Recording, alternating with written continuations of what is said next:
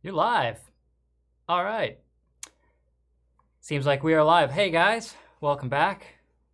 Just gonna give it 1 second just to make sure that everyone can actually see us, because sometimes YouTube likes to hide us from you. And let's see here.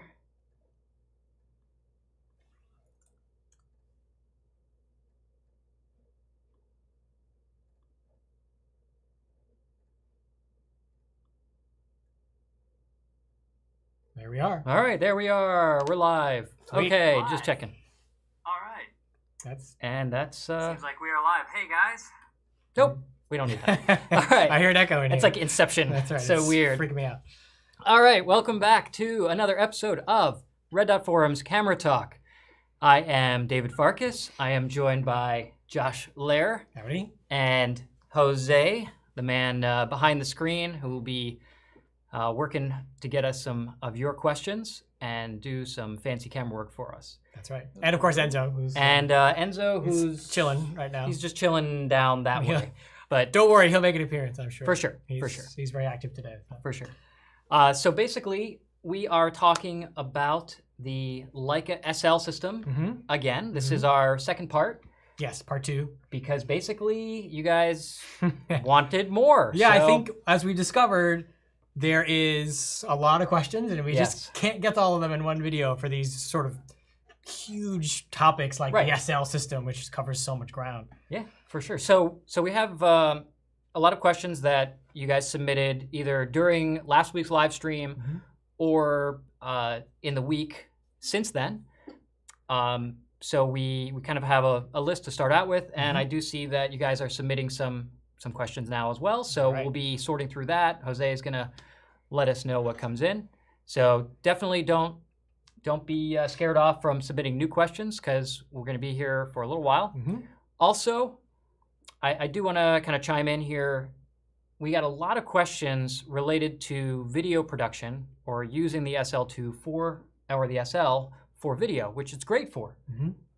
The only thing is we're trying to balance it, because some of those, just like Josh was talking about, some of those topics can be, one simple question could be like a 30-minute answer. At least, yeah. So we didn't want to, bring everyone along for that conversation, since most SL users are shooting still images and not really shooting video as much.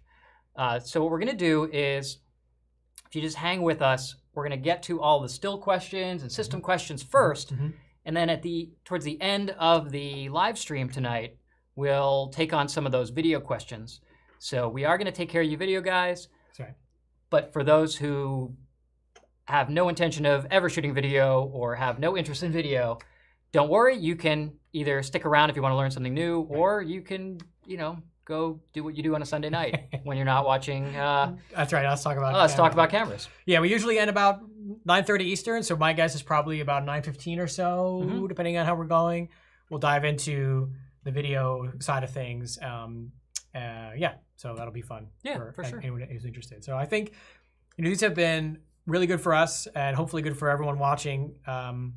This is our 4th installation of this Infinity Part series. Yep, that's right. And each week we do our video, and then we get a lot of engagement through that week. People asking us follow-up questions, and who watched and who enjoyed it or had feedback. And we are, again, appreciative of that. David works really hard to get this studio set up, and I work really hard to show up at 7:58. So... You sort of leave 7:50. Yeah, right. Well, I had to get settled in. So yeah. So I think we should just jump right in, because we've been blabbing on long enough. We have so many questions to cover, so I'm going to turn over the mic to Jose now. I should cover one other thing. Oh, no, what? No, this is important. That's okay. important. So, as before, I have links to lots of SL-related content right in the description below the video, both in the live video and then also for the archive video. All that will still be there in the description. So check it out. We've got lens reviews, camera reviews, basically like everything you can imagine for SL content from Red Dot Forum, both in terms of YouTube videos we produced, as well as more like full-length articles. I also have links to SL and SL2 presets there. And on our first video on the M10, I made an offer to say, hey, I'm willing to share my SL or my Lightroom presets for Leica cameras with you guys. and I had an mildly overwhelming amount of requests. Yeah. So, kind of like the presets where they can automate a lot of the same things for the same camera, I decided to put in a lot of work this week to create an article that would be comprehensive, covering Lightroom presets for Leica cameras. And I went back and reprocessed and updated all of the cameras that I've shot with over the last 10 years, updated all those presets, put links to them and instructions how to use them, and my thoughts on kind of the philosophy behind presets and what it covers. But it's not ready yet. It will be up soon, within the coming days. Okay. And it's going to be good. It'll be worth the wait. It'll be good. It'll be worth the wait. So Yeah. check red.forum.com, and you'll see the next article to be published will be the Lightroom preset article.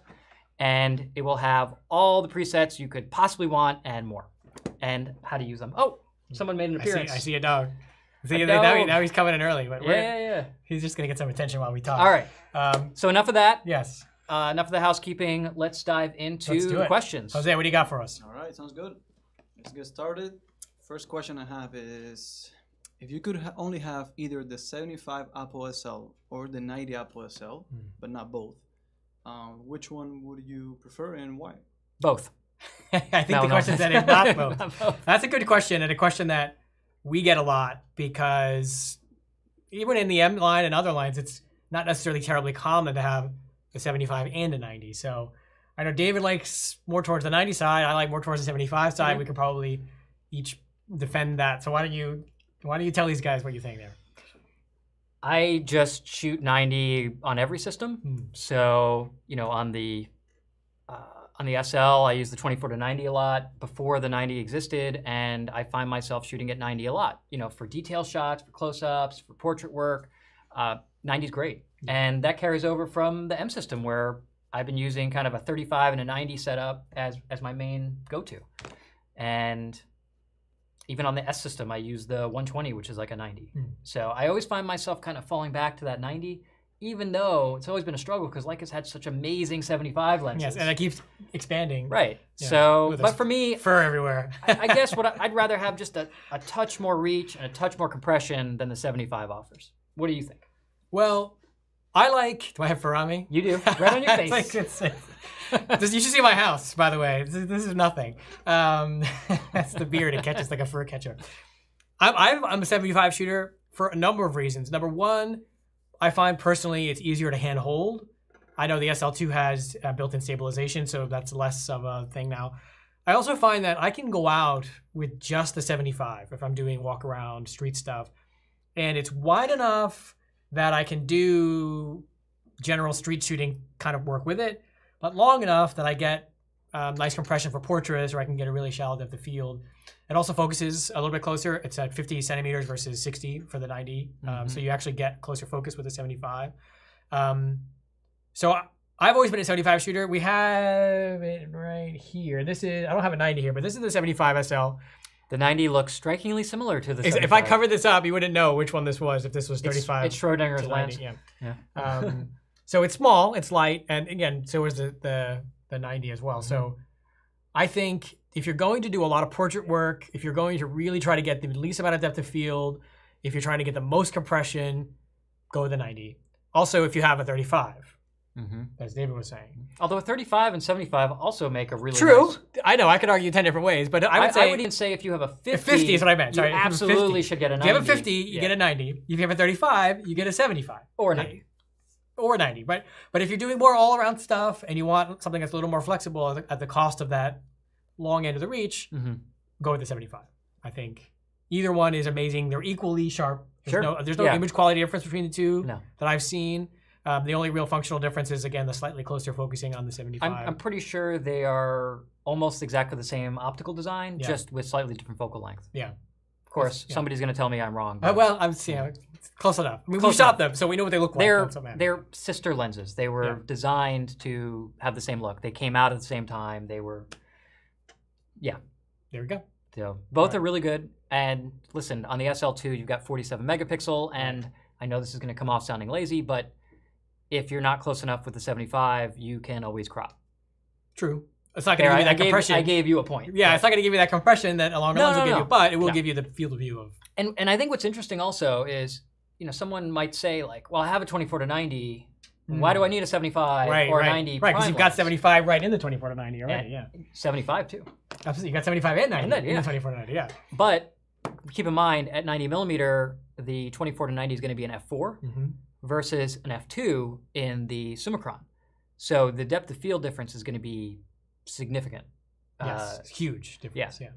So that is a valid point as well. So just like in the old days of DSLRs, it's nice to have zooms and some complementary primes to get that depth of field or lack thereof that you want. And they're smaller too, which is good for travel. So agree. Right. That was a good question. What else we got? So let's stay in that same topic of SL lenses. Okay. Next one is, how does the 90 to 280 millimeter perform? And There does you go. Leica have a teleconverter for it? Well, that is the 90 to 280.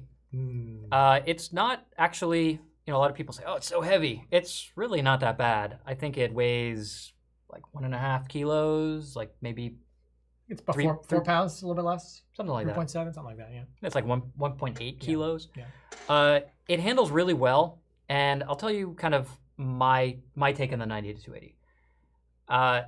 Growing up through all of photography, one of the earliest zoom lenses was an 80 to 200, and then later Canon kind of turned it into a 70 to 200.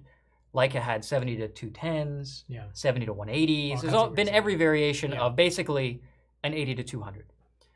So when Leica came out with the 90 to 280, it was brilliant because this is the same dimensions. I think maybe it's about yay bit longer right here, which is not much, just to here, than say a Canon 70 to 200 2.8. Except this gives you 40% more reach. Because one of the big things, I don't know about you, you definitely had that lens, right? Oh, yeah. You had a Canon 70 to 200. Oh, I definitely, in the back of the day, yes. And I had a Nikon 80 to 200. And I had a 1.4x teleconverter for this stupid thing. Because of what you're about to say. Because here's the thing. And 1.4 is 40% longer. Math. Math, right? Pay attention, kids. Every time I'm there, I'm like, okay, good. Oh, wait. Where's the rest? Because I'd hit 200 and it never felt far enough. But then to get anything past 200, to get into the 300, 400, 500 range, you're not hand-holding it anymore. You have, this beastly 12-pound lens, and I know you had those too. Yes. Because Josh used to shoot a lot of sports and things. So he had all the monster glass, right? Now, forget fitting in your camera bag. Those things had their own hard cases. Yeah. You need, if you've seen these guys at, NFL or MLB games and stuff like that, you see these monster lenses, they have assistants to carry all that because they have, 3 or 4, there's no way they can actually carry it. Or they have a little cart, right? That they'd wheel on the field. This is basically gives you the advantage of getting out to 280, almost 300 millimeters with a 70 to 200 size. And with image stabilization and weather sealing and all internal focusing and zooming. I mean, this thing is really nice to handle. So that's kind of my take without even talking about the optics. Right, forget about that. I mean, and if you think about as well, the 24 to 90, right? Because most other systems use a 24 to 70, so then it makes sense to go to the next stage, which is 70 to 200. Yep. Well, because you already have 24 to 90, it makes sense to start the next one at 90 and then continue on. So with the 24 to 90 and the 90 to 280, you've got 24 to 280 covered from 2.8 to f4, and you're good to go. And I think that's also a valid point. We're not talking specifically about the 24 to 90, but again, they made a great choice there of going 24 to 90 versus 24 to 70, which is the more Nikon, Canon, Sony approach. Because again, you're shooting at 70 and you want to shoot a portrait or a detail, and it's like, it's not quite long enough, and I got to switch lenses. The nice thing with the 24-90 is you can go out to 90 and not have to switch to your telezoom. So the practicality is really good. I'm really glad that Leica actually thought this one through when it doesn't seem anyone else did over the last 30 or 40 years of this. Yeah, I know, it's kind of weird, but I'll take it. I mean, and then optically, the lens is incredible. As one would assume at this point, this lens was purpose-built for the SL system. It wasn't some legacy design. They made it from scratch. It's got we talked about this last time. We did. Yeah, but we touched on this. It's also got built-in image stabilization. So if you're using it on the original SL or on the CL, you can use the optical image stabilization in that lens. Again, that works on the CL as well, and we're going to tangent on that in a bit. Which works as a teleconverter. Exactly. So we'll get there. Anyway, so it's got image stabilization built in. It works with the SL2's built-in stabilization to give you more stabilization. Even more. So it's insane. And you'll notice like that 6 stops. on ours that we're using here, we took off the tripod foot and took off the hood to make it as light and compact as possible. This normally has a foot, on it, but it has a little quick release so you can just pull off. Right. So I use it just like this, like naked. Because to hand hold it, now it sits flat in your hand without digging into it. Yeah, it's just a minimalist size and it fits in the bag better. And the other and you need not be worried, because if you still want to mount this to a tripod, it does still have a 1/4-20 mounting thread on here in addition to the foot. That's right. You just it'll sit a little lower. But now, what about the teleconverter question? So we'll explain what a teleconverter is briefly, and then teleconverter is like a magnifier, right? You take whatever focal length. Let's say it's 200 millimeter. Because easy numbers, right? And 1.4 times teleconverter would be 280. Right. So teleconverters are separate. This isn't one, but they look kind of like this. It's a separate little mini lens that goes in between the body and the lens to increase the lens's focal length. Leica made some very, very good ones for the R system. Notably, I used to use the 2X APO extender R, which didn't degrade the optical performance at all. Right. But there is a drawback to using teleconverters. So a 2X teleconverter, which would, let's say there was a 2X, hypothetically, you would have a 180 to 560 millimeter lens. But you would lose 2 stops on your maximum aperture. So a 2.8 to f4 lens would become a 5.6 to f8 lens, which is outdoors only, basically, at that point. Not great. Yeah. And that is a drawback to teleconverters. Yeah. So instead, if you have an SL2, if you put it into APS mode instead of 35 mode, you're just using the center of the sensor, and essentially you're getting a 1.5x teleconverter, but with no light loss. So you've now converted the 90 to 280 into a 135 to 420. And you're still getting 20 megapixels on the sensor with image stabilization, with all of the same performance that you're getting from the SL, the SL2. So, and what's cool is you're not seeing a smaller view in the viewfinder. You're seeing it magnifies and fills the frame. You don't even know that you're shooting less resolution. And now the SL601, it was 24 meg, so you're at 20 megapixels using the APS-C mode on the SL2. It's only 10. It's almost the same. It's only 10 on here. Right. My point being is 20 megapixels is more. I'm not saying this is a perfect solution for everyone, but if you need the reach in a pinch and you want to also be able to see the zoomed in view, you put it in APS-C mode and then go to 10. Now, don't leave it there because it will stay. You turn on the camera next time, and you're like, oh, and actually, I know a lot of people, including Kirsten, who's monitoring the chat right now. Kirsten is what we like to affectionately call a bird nerd. She's very into birding and wildlife, and she uses the 90 to 280 on her Leica CL because that is an APS camera with 24 megapixels.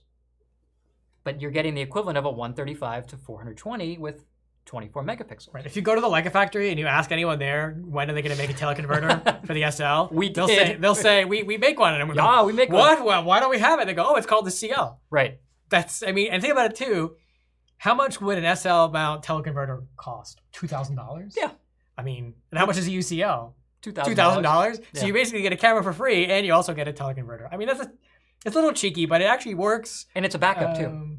It functions as a great backup because it takes all the L mount glass natively. Yeah. So actually, before the SL2 came out, I actually know a few people, not just Kirsten, who picked up a CL to use with their 90 to 280 for more reach and have a backup camera for their SL601. So it's not a bad solution, but now with the 20 megapixel APS mode on the SL2, you can do it all in one camera if you want to. Correct. Yeah. I think the CL is still a nice, viable backup camera because it is the same exact mount.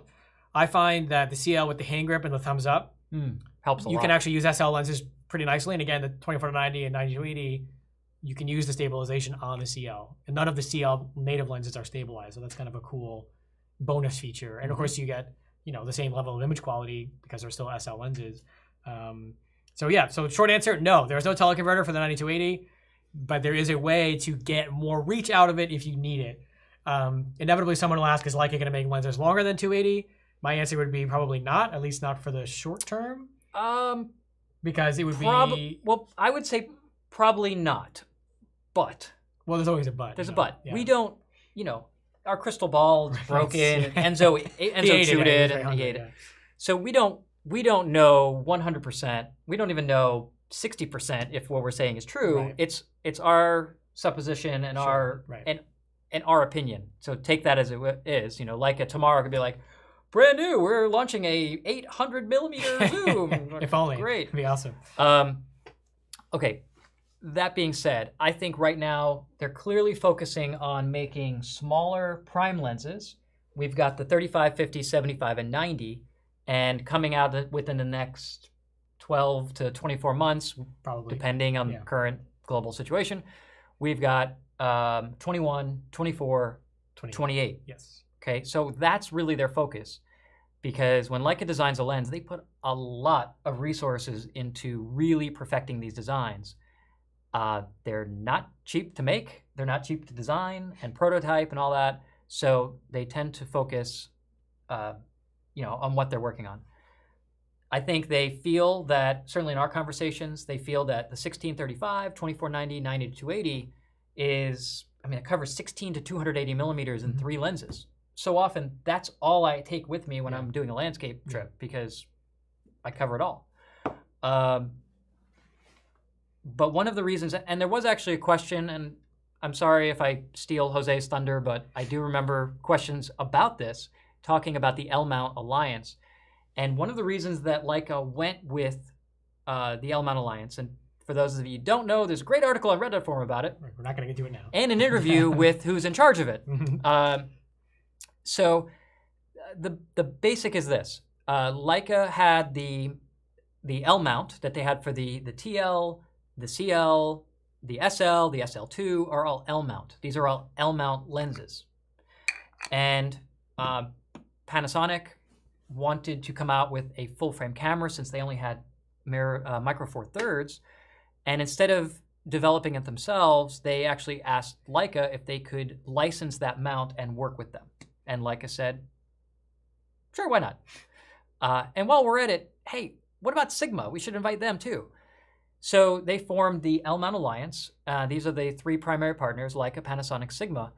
And part of the idea is that Leica may not have the market to sell and produce and sell enough 400 millimeter 2.8 lenses that it makes sense for them to do it. Right. How many people would actually go out and watch? Buy? It's going to be like yes. You say that, but if it was like $15,000, I don't know about that. That's how much the other guy's big lens cost, look, imagine a Canon 400 millimeter 2.8 is like $12,000 to $15,000. Yeah, easy. Nikon the same way. So there is no cheap super tele, professional it doesn't exist, telephoto lens. So basically, if Sigma has existing designs for Nikon, Canon, Sony E-mount, whatever it may be, they might be inclined in the future, since they have the license to it, to adopt it to an L-mount. That would be my... That would be nice. That would be what I think would be the next natural evolution if you're looking for something longer and bigger and heavier than this. But right now... This is as long as it gets. This is as long as it gets in native Leica. Yeah. I think in any L-mount. I don't think anyone does anything longer than 280. In current L-mount. From any Sigma or Panasonic. Right now, this don't is quote me on that. I'm just pretty sure, though. I would say, though, that, the other note is a lot of people want really big, long lenses until, let's say you're going on safari. You can't take it because it's overweight limit on these bush planes. This is the biggest you can get away with. Yeah. So be careful what you wish for. That's right. That's a good question and a long-winded answer to get there. But that was 2 questions. I think we answered like 6 questions. But why don't we go to the next one? Jose, what do we got? Well, the next one was, you kind of touched on it already, but maybe you could just say something else. is it worth buying SL lenses to mount on a CL? We did touch on it a little bit. Yes. I think Certain ones. it depends. Just to make sure we reiterate, the CL is an L mount. So an SL lens will fit natively on the CL. Of course, we'll do a show on the CL and the APS-C system later, and we'll probably revisit this. But yeah, I think either if you have an SL or an SL2 already, and you're looking for a smaller backup camera without having to buy all new lenses, CL makes sense. If you want the extra reach from the 9280, Well, see, you've got the 18 over there CL too. makes sense. I mean, this is a CL 18 millimeter, so you could have this as your native CL lens, keep it small and keep it around your shoulder or whatever, and then you've got not only a small point and shoot camera effectively, but also a second body for your SL lenses. So yes, I think there's a viable argument to be made for using SL lenses on the CL. Again, with the grip and the thumbs up, it's really not that difficult to wield, even the 24-90, in my opinion. So yeah, I think if you have the chance to try it, either in a Leica store, or if you have a CL and have friends with lenses, you should, because it's actually pretty fun to put them on. That's what I use for personal family travel. The CL, you mean? The CL Right. for But you don't bring SL lenses usually, no? No, not usually. Although I did one time. Actually, your favorite, the 75 f2 Aha. works extremely well on the CL as a beautiful portrait lens because it's equivalent to a 100 f2, and given the size, it actually sits Yeah. really nicely. It looks almost like it's It almost made looks for the like CL, it- yeah, 'cause right. It's not much smaller or bigger than the 55 to 135 I was going to say then or the 60. Yeah, there's a 60 macro CL. Right, so this is a native CL lens, the 60 macro, and this lens is not too far off in Yeah. terms of sizing. Yeah. So that's yeah. that's And that why way, this can do. or a if nice job. if you have the CL and you're going to slowly graduate to an SL or an SL2 by collecting SL lenses, you don't have to go and buy a whole new set of lenses again. You have already the lenses for that camera that you're going to get into. So Although even CL lenses can. they will, of course. That we talked about that last time. But what I'm saying is to get the most. Yeah, of course. That was a good question, though. Yeah. What do we got? All right, next. Let's see. Is there any reason to buy the 50 Summilux-SL over the 50 APO-SL? Oh, I love this question. I'll let you do it then. Oh, thank you. So we're talking now about the delicate grab the 50 And the 50. So this is a 50 1.4 Summilux-SL, 50 APO-F2 Summicron-SL. Both 50 millimeter lenses, both for the SL2, CL, whatever. So you can get a close up on these bad boys here. You can get a sense of the size difference. The 51.4 has an 82 millimeter filter size. There we go. And you have a 50M lens there for comparison as well. So nice, pretty. There we go. We got like a nice clean background here. There we go. Yeah, so that's great. there we go. So the 51.4 is E82. This is E67. So considerably smaller filter size and a considerably smaller lens.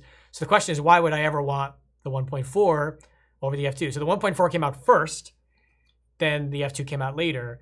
There's a few advantages to the 1.4 and a few advantages to the F2. I think overall image quality, I'll give it to the APO. It is, I think, technically a sharper lens, corner to corner, wide open. The 1.4 is no slouch. It's actually sharper than the 50 APO M. So that tells you something. We have a review of that lens. We do. I've shot these two side by side, the same exact shot on the SL2 to see really how they compare. And what I discovered was that while the 50 APO F2 is technically a better lens in the sense of sharpness, the rendering from the 1.4, especially at 1.4, which you can't get to on the F2, is beautiful. It's got a really, really nice focus fall off, considerably more than you get with the APO at F2. And you get a really nice transition from in focus to soft. It just feels more like, ironically feels more like an M lens, even though it's sharper than any M lens. I would definitely encourage you to read David's review of the 51.4 SL because it does have a lot of sample shots. If you have a 24-90 or 92-80 or a 16-35, those lenses all have an 82 millimeter filter. So this also has 82, so that means you could share filters. The hoods are all interchangeable as well. I have a good example of that. Jose, you want to can you pull up show the the screen copy? here? There we go. This is 51.4 Yeah, that's my niece. on the SL, original SL. Yeah, so this is on the SL 601, shot at 1.4, and this was in a park, and this is a very, let's say, mobile child who did not want to stand still for very long, so thank goodness for autofocus. But, you know, it's in a park, and you can see there's kind of a busy background, but it just isolates her really nicely, and it's just ridiculously sharp so at the point of nice. focus. Yeah. But even the out of focus, the hairs and things like that, it just has a very gentle rendering to it that I think is it's just super nice, and it performs well. Let's say into shooting straight into the sun as a torture test. I think if you do a lot of portrait and people work, or you really love that Leica magic that wide open lenses give you. Hi, Peter. Hi, Peter. You'll have more fun with the 1.4. Now, in the beginning, the focus speed on the 1.4 was pretty slow. Leica has come out with a number of firmware updates since this lens came out that has improved the speed dramatically, so it's pretty usable. The reason it's slower than the f2 is because, one, it has more glass to move, but two, in order to ensure that your autofocus is going to be dead on accurate at 1.4, where you have millimeters of depth of field, it does require more precise motors and focusing systems, and it's just going to be a little slower. It's like finer stepping on exactly the motors. to get that more precisely. Which is like, of course, another advantage that's more abstract is these are more readily available pre-owned and new, and they sell for less than these do pre-owned, so that's not a bad choice. Yeah, especially if you have an original SL and you want to build up a prime lens kit. The 1.4 is a good way to start. So don't be discouraged. I mean, it's a little bit smaller than the 24 to 90, and if you're used to that lens, then this lens is fine. I mean, I think the image quality alone and the rendering on 1.4 really make it amazing. So that's and if you do check out my review, you can see comparisons also with the 51.4 M lens, and it is noticeably sharper wide open, but it has roughly the same amount of kind of buttery smooth fall off. Yeah. So you get the best of both. Exactly. I think that's the way to describe it. The 51.4 SL gives you the best of that bokeh, soft, portrait beautifulness M lens, yeah, that you get in an M lens without the compromises that a lot of M lenses have to make on an SL. So because they weren't designed in the digital era. They're pre-digital era lenses. Right. So that is my... That's your short answer? That's my short answer. Before I keep going on this, because I like that lens so soon. It's really nice. Yeah. What do we got next, Jose? All right, so let's change topics a little bit. All right. We have some people asking about GPS in the SL2. It doesn't have one. GPS. Yeah, the GPS is you ask the guy next to you, hey, where am I? Actually, you can use the... Does it work? It doesn't work yet. Does it work? I think it's... Photos app? Kind of, yeah. If you I haven't tried it, to be honest with you. If you use the Photos app on your phone and you have a GPS signal on your phone, it can use the Bluetooth low power mode on the SL2 to basically have an always-on connection and update GPS metadata in your photos. Well, you have to take the pictures with the app. That's the limitation for now. I'm pretty sure. Right. That's not forever, I don't think, but that's... We are pretty sure that the eventual integration will be that you could just have this in your pocket and be shooting the camera, and it will get transferred over. But I think to answer the question, which is really being asked here, is why did they get rid of GPS? Because the SL601 had GPS. Why? The SL2 does not. I think there's a few reasons for that, and I'm not an engineer, so I don't know all of them, but there's so much tech packed into the SL2, notably the sensor-based stabilization, that there simply wasn't room for the GPS. I just don't think there was space. Also, the inclusion of GPS necessitates some component of plastic on the body. Jose, can we get a little close-up action here? On the original SL, hold on. I think it was like right here last time. I'm going to show you guys what I'm talking about. And I'll just dangle that over there. We're working on it. There it is. Okay. So right here. Yeah, backwards. Right here is where the GPS signal is being received for the original SL. This is an SL601. And now this whole body is aluminum, except this is plastic. So this is inherently, I don't want to say weaker, but certainly not as durable as the metal. Not as robust. Exactly. Whereas on the SL2, which I will grab now, there is no more GPS, which means now this is... Nope. There you go. Now this is just solid metal, and the chassis continues. So certainly from a durability, sealing standpoint, the ruggedness, loss of GPS has improved ruggedness and durability. It's kind of a cop-out answer, although it is actually a reason. But I think in the end, it does come down to the fact that they just didn't have room. They just didn't have room. And look, I would love every camera to have every feature. I get it. I don't like having to give up anything. But I'm willing to sort of make a Venn diagram of like things that I want, but I can't have, things that I want that I can, and things that can live together, and make those compromises given the technological landscape to have an improved product. Yeah. Sorry, I went off on a whole thing there. I agree. I'd love for there to be GPS built in, but I would much rather have all the bells and whistles that come with the SL2. I mean, just the finder improvement alone and the speed improvements and the low energy Bluetooth you talked about for Wi-Fi, all this new tech that we get. If that means I have to give up GPS, I'm fine. I'll make that sacrifice. It's worth it. Good question though. Yeah. Next. All right, awesome. We have a question from Bill. He's asking, what is the best lens to use for copy or reproduction photography on the SL? Well, since Bill's probably the only one who's ever going to do this, I hope you're watching right now, so we can answer this for you. Almost any of them. I would say probably the 75 or the 90 because they focus the closest and are the sharpest across the frame.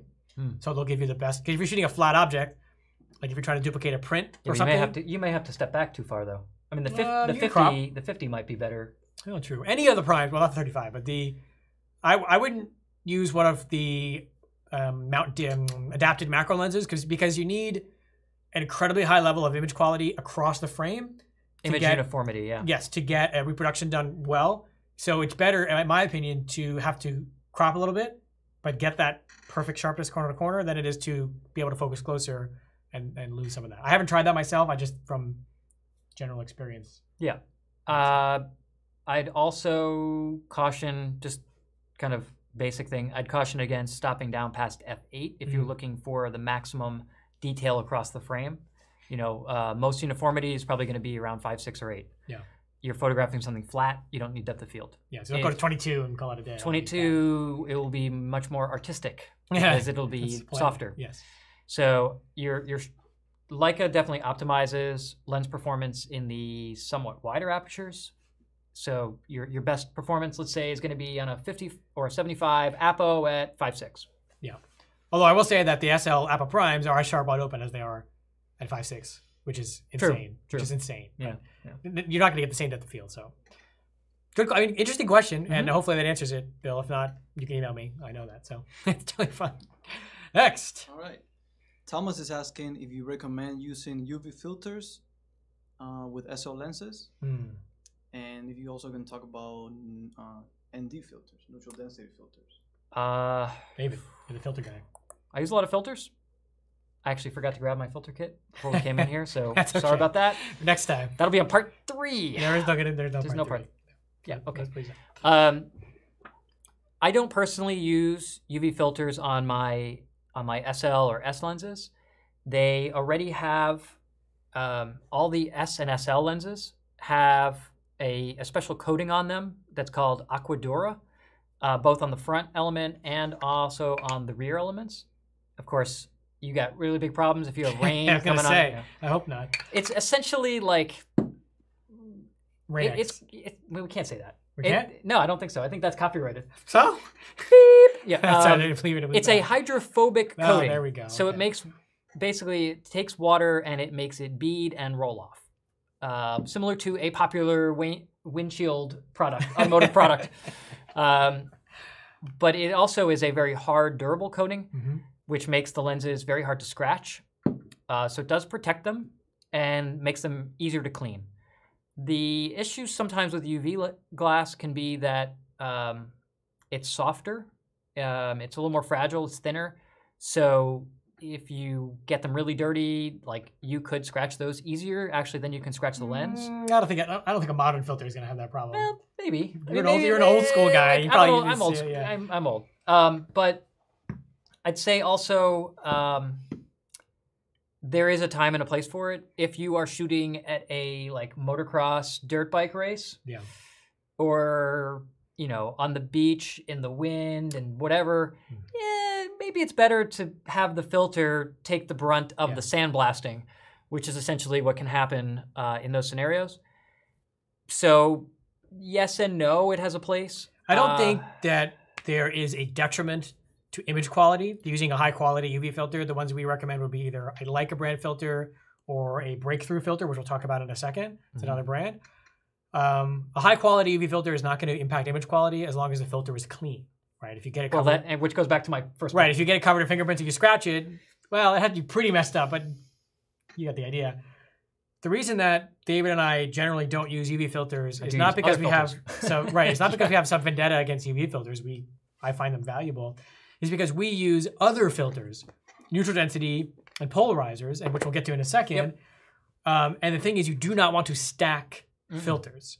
You don't want to have a UV filter and then thread your polarizer or your ND into the UV filter. Because what you're doing is if you kind of imagine, I'm trying to find a good background there. There you go. Okay. You're creating multiple surface air gaps, which also known as lens elements. Exactly. So what'll happen is light can come in, bounce back and forth in between the filters, which can dramatically reduce image quality because you get flare and reduction in contrast. Yeah. So we don't use UV filters. Yeah, because I want to use other filters. Right, because we'd be constantly taking them off and putting them on, which would probably do more damage to the lens of the filter than if we just didn't have it. So, yeah. But David is an expert when it comes to filtration, so I even wrote an article on it. You even did. Why don't we talk about what the filters you use and what do I have sitting on the table right now? Here's the CPI. So primarily I shoot travel and landscape, and the bread and butter filters there are going to be a circular polarizer and ND filters, pretty much. Back in the day, you know, with film, you need warming filters and sky filters and all that. You don't need any of that anymore because you can change your white balance in the camera and in Lightroom. So the only thing we really need to do, and what I use filters for, is going to be things that I can't do in post-processing that are strictly optical effects. So if I have a polarizer, a polarization effect is an optical effect. It's physics, right? And unfortunately, I don't have any LCDs. Here, I can just hold up my phone. Your phone is OLED. I don't think it works, does it? It does. Yeah, it does. Okay. Yeah. So you can see, as I turn this, it's shifting, right? Because it's actually polarizing his screen or not. So that's a circular polarizer. This is an effect that you cannot replicate in post-processing. If you want to take reflections off of a window pane, off of the surface of water, off of wet rocks, you need to have a polarizer. So there's a lot of uses for this. Making skies bluer should not be one of them. Just FYI, pro tip. It should be used for eliminating reflections, not for saturating colors. Because again, you can saturate colors in post-processing. And if you get this, say, on a 16:35, at 16, the polarization effect isn't going to be uniform across the frame because it's too wide. This only works within a specific angle of view. What do you think, because someone will ask us this, is like the widest lens you'd comfortably use a polarizer on? A 16:35. Would you shoot it at 16? I would, as long as I didn't have a full polarization effect on it. All right, so you have to just be aware. Be aware, but I'd say realistically 21 to 24 is safe. Okay. Any wider than 21 and your angle of view of the lens can be wider than the area of effect of polarization. And that can make some weird results. Like blotchy. Blotchy, yeah. You'll see it. You'll definitely see it. I mean, hopefully. If not, whatever. So just be aware of that. Sometimes it's unavoidable. And for those cases, there is linear polarizers. A linear polarizer is non-adjustable. It gives a set polarization effect, and that would work better on wide-angle lenses. Right. Ultra-wide-angle Not lenses. much in use anymore, though. But it's pretty rare. Linear polarizers are used in cine and motion picture for that very reason. But in still photography, sometimes we just try to squeak by without it. Yeah. The other thing that you can't do is get a longer exposure in post-processing. So you have to do it in camera. And the way to do that is with an ND filter. This one actually is. This one. This is a boxer one. This is a boxer one. I didn't open it for you. I'm sorry. Yeah, it's okay. My filter kit is not with me, but it's okay. In my kit, I have a 6-stop, a 10-stop, and a 15-stop. These are circular filters. They look just like these, except they thread on the lens. But basically, if you try to look through a 10-stop or 15-stop filter, it's black. It's completely black. You cannot see through it. Even on a bright day, you can't see through it. It's knocking down, let's say a 10-stop, because the math is easy, only lets in 1/1000th the amount of light, which is pretty bananas. Yeah, you didn't really, I mean, we dove in pretty fast, but for those of you who haven't tried them or used them, a neutral density filter called an ND filter is the shorthand, right? Sunglasses for your camera. Right. It's basically just reducing the amount of light coming into your lens to increase the length of your exposure. That's the textbook definition. Just so let's say an actual use case, a waterfall. Yeah. Pretty typical. A long exposure where you want to have clouds instead of kind of solid clouds. You want to get this like really misty clouds flowing over a mountain or something, and looking almost like water. you can do that with an ND. Or you have really rough seas, rough seas, or you know, a choppy lake. By putting an ND filter on and going to a 10-second, 20-second exposure, it just smooths it out completely. So Well, why wouldn't I just go to f/22, David? friends do not let friends shoot at f/22. That's a question that someone asked. So No, do not stop down your lens to try to get a longer exposure. Use an ND filter, because as the pixels, I'm pointing to a camera, as the pixels get smaller and smaller on cameras, what's called the circle of confusion. now we're getting real technical. Let me skip. Just let me skip ahead to give the simple generalization. The simple generalization is this: you can't stop down as far as your resolution on your camera increases. This is independent of manufacturer. This is physics. It has nothing to do. Leica doesn't make good lenses; they can't be stopped down. Right. No, that has nothing to do with it. It's physics, and as I say, physics always wins. No matter what, physics is going to win. Mm-hmm. So maybe on the film days, you could have shot at f/22. You cannot do that. I mean, you can do it, but you shouldn't do it. I won't stop down past f/11 for the SL2. That's my limit. Diffraction limit's probably somewhere around f9, but I fudge it a little bit and it's fine. If you went to 16, it would be noticeably softer than 11. If you went to 22, it would be much. And I would encourage you to, just to interrupt you, try it. Try it. Don't just take our word for it. Put your camera on a tripod and shoot it, something with high detail, at the whole range of apertures, and bring them into Lightroom and look at them. And you'll start to see the sharpness kind of goes like this and then it goes like that, you know, even as you stop down. So that's why ND. Right. So you can take, and the balance of why 6, 10, 15 seems kind of arbitrary. It's basically like a 6-stop can get you a 1 or 2 second in bright daylight shot. A 10-second can get you a 10-stop. A 10-stop can get you about 20 seconds in bright daylight. Yeah. You want to have a few in your kit. To have different length exposures. Right, because you want to decide, you know, depending on your available light and how long you want your resulting shutter speed to be, that's going to determine what strength that you use. And you can adjust a little bit also without having to. Notice I didn't say I have a 6, 7, 8, 10, 9, 10. Right. Because let's say I have a 10-stop, but the exposure is way too long relative to a 6-stop, which is too short. I can put the 10-stop on, and instead of shooting ISO 100, go to 200 or 400, which won't have any appreciable difference on image quality, but then I can knock down and really fill that whole range in terms of shutter speeds. That's getting more, obviously, into photo technique and less into the gear, but... still valid. But it's still valid. So those are the grads, and then also... Those are solids, not grads. Those are the solid NDs. See, I asked if he wanted coffee. He said no. And now he clearly needs it. Those are the solid NDs. I also use these rectangular graduated filters, which means they're graduated from no correction, they're clear, to an ND value. And usually I use 3 or 4-stop soft grad, which is kind of like a graduated, soft, hazy transmission, not a line.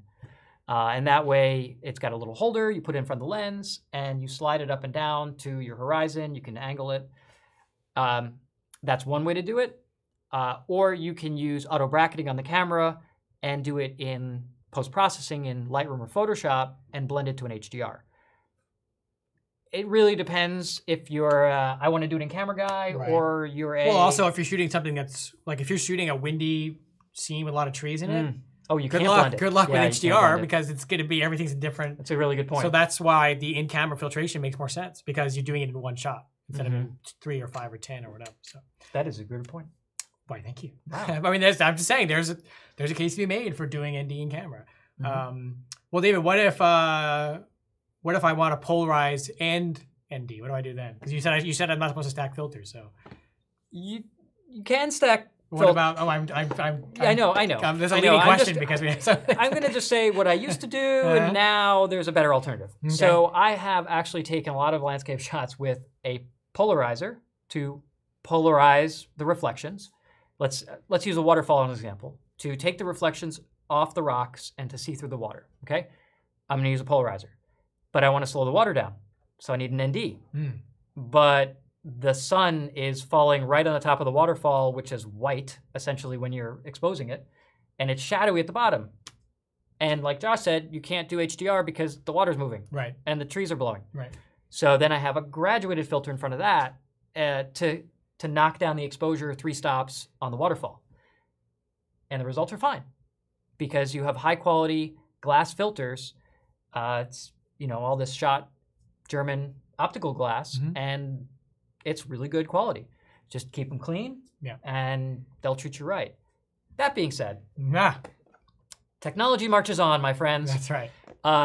This is from Breakthrough. It is called a dark CPL or cannot see that.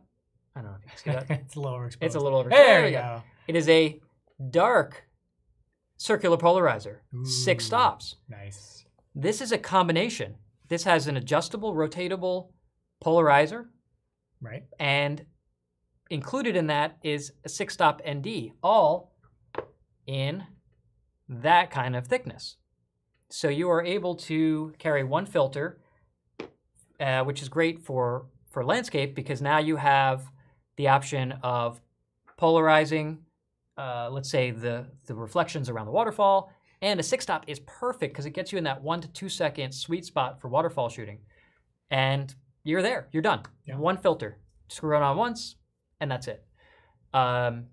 So...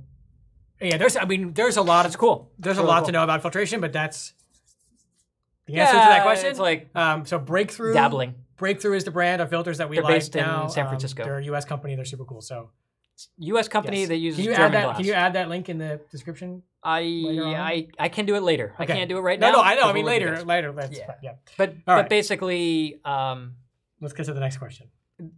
well, I would say What? a lot of people do ask me with ND, like what makes a good ND or not a good ND. As you get darker and darker, the problem is it blocks visible light and lets other frequencies through, like near infrared and ultraviolet and everything, and that can create a color cast over time on your camera. I've found that Breakthrough is the most color neutral for their ND. Right. Otherwise, it would be pure insanity to try to use a 15 stop with a major color cast because otherwise you're just going to shoot in black and white. Okay. That was And good. now we can move on. Let's move on to the next question because that was a long answer. Sorry about that. Go. All right. So if you could explain the differences between various autofocus modes on the SL2, like field and spot especially. I'm going to let you take that since I talked so much. Give me the camera. So there's a lot of autofocus options on the SL2, and we do not have time to cover all of them. So I'm just going to kind of cover what I think are the core of the question here, which is 2 specific settings that I do often rotate through. I'm going to kind of work through it. Let's see if Jose This can will be get. interesting. Screen clean? Let's see. Screen is clean. No fingering? I don't know. I mean, it's okay. It is a touch screen, so technically, hey, there we go. Perfect. Okay. You should always wear this shirt. This is a great background. This is a good background, right? Yeah. All right. So if we go to, let's see, first page of the menu. Can't even see it here. We'll get there. Hold on. Aha. Okay. If we go to focusing, first page of the menu in the SL2. Go there. And we go to AF mode. Aha. So there's a bunch of different options here. And the 2 that I use the most are going to be, hold on. Yes. Spot and field. The differences between these 2 is the size of the point, meaning the area, the amount of area the camera is using to achieve focus. Now, you may say, well, why wouldn't I always want the smallest possible point, which is the spot, which I will try to, if I half press, you can see it. Oh, there I am. Oh, it's trippy. So the spot is just literally a tiny little crosshair. So you may say, well, why wouldn't I want the smallest point? It's not the most accurate. The downside of using spot, there's 2. One is because it's a smaller point, it does have more individual kind of locations that it can hit as you move it, but it takes a lot virtual longer. focus points. Right, focus points, right? It has more focus points. But it takes a lot longer to move it from one spot to another because you're like... Especially if you're all the way on one side and you want to move it all the way to the other side. The other downside is because it's looking at such a small area, if you put it over an area of single tone, like a sky... Or like, let's say, my skin tone against my skin tone forehead here. Right. Yeah. It's not looking at enough to lock focus. You know. Right. So... Well, that probably if you're shooting in a situation where there's a lot of larger areas of single tones, like in front of a wall, or somebody with like a single color shirt on, anywhere that the spot may not see enough contrast to actually achieve focus, that's where field comes in handy, which is a larger box than the little crosshair. Larger sample size. Larger sample size, right. It's going to give you, it's going to look at more, and it's going to have a higher chance of grabbing your focus. I find that I use the spot for portrait work because I can put it right over the pupil and like nail it. And I do a lot of car photography, and I'll use that, like where I'll put it right over the emblem of on the hood or something. Field I use for pretty much everything else because it's really accurate, and I don't have to overthink. I'm like, okay, my spot is exactly over the thing, and I can just use field, and it's pretty good. Yeah, the reality is when you miss with spot, like you miss spectacularly. Yes, exactly. You know, the classic example is trying to shoot a flower on a stem or something, and trying to focus on the stem, and it's just like, whoop. You know, like, and it's like way out. It's and gone, then it's so out of focus, you don't even see the flower anymore. Like it's so blown out. Yeah. I'm with Josh. I mean, I use the field for most of my shooting. Yes, field or spot. I would also say do not use multi-field. That's the first option on that menu. That's basically allowing the camera to decide. Point and shoot mode. Yeah, the camera, right. The camera's going to be like, oh, I think you should. I didn't spend all this money to have the camera decide what I should be focusing on. I'm going to move my focus point using field or spot over my subject using the joystick. And or your finger on the finger if I have touch focus enabled, and I'm going to decide where to focus. I'm not going to let the camera do it. A quick tip as well: if you double tap on the screen, as long as you have touch focus enabled, which I'm going to do, the focus point will automatically jump back to the center. So because that was a question actually. Someone wanted to know how to reset the focus point when it got kind of in the wind, up in the wind. Yeah, I turned off touch AF, but I'm going to turn it on now. So if you double tap on the screen, it will reset the focus point, whether it's field or spot. Double tap on the screen, and it will put it right back in the center. Now, do you have to? I'm asking. Yes. Do you have to tap right in the middle? No. Tap anywhere you want. Okay, you heard that, guys. You can tap anywhere on the screen, double tap, and it will snap back to the middle. I'm playing with it now. Yeah. It's supposed to. Yeah, that's good. So that was a feature that should have been on the original SL, that? But I'm never going to be able to show it on here. Just try it. It's just, you just double tap. It's good. And there's another focus mode actually that we're using right now. Yeah. So what you see right here, we are shooting this on an SL2, and it is in autofocus. It's using the IAF, or intelligent autofocus, and specifically instead of field or spot, it's using the face and body detection. So right now on our camera that we can't see because it's facing the other way, there's probably a box on me and a box on Josh on our face, and it's tracking us. Yeah. So as we move, it'll just change. Continuously focus on me. So that's pretty cool, actually. And the fact that it's able to track multiple subjects at once is also really cool. Yeah, I feel like we should do a Reddit forum article on SL2 autofocus one day, because there's so much. Yeah. There's so many new settings. I agree. So yeah, keep an eye out for that. One day we'll do that. But that was a good question, though. I would encourage this. If you're brave and you just want to have some fun, try out the face and body detection when you're out and about, like, shooting fast-moving people, family, whatever. Yeah. Practice on your kids and, Yeah, it's pretty spouses. effective. I mean, we're using it right now. It's pretty cool. And even if I turn around fully and show just my back and no face, the camera's smart enough to know that it's a body. Yeah. That's why it's face and body. Not just face. It is face and body. So it's amazing. It's crazy. It works. Try it. Please. Try it. But just don't use multi-field, for God's sake. So, okay. Next question. All right. So, was the SL2 sensor improved for better M-lens performance from the previous SL? Well, I don't think it was improved. I think it's about the same. Yeah, I mean, the SL and the SL2 sensors were designed with the use of M-lenses in mind, but I don't think they're, there's probably some engineer in Germany right now like, I worked so hard to make that better. But I would say yes, because it has in-body image stabilization. Fair, but in terms of like the sensor itself, I don't think sensor itself was already optimized to work with M lenses. Yeah, I don't think I've had any complaints about that. Before the 16 to 35 came out, I was using the 18mm M lens on my SL601, and it was incredible. Yeah. I did a whole landscape trip to the Southwest, American Southwest, and yeah. So no, I don't think there was any meaningful change. If there is, somebody correct me, but at least from my user experience, no, just as good. Been positive. Yes. Next.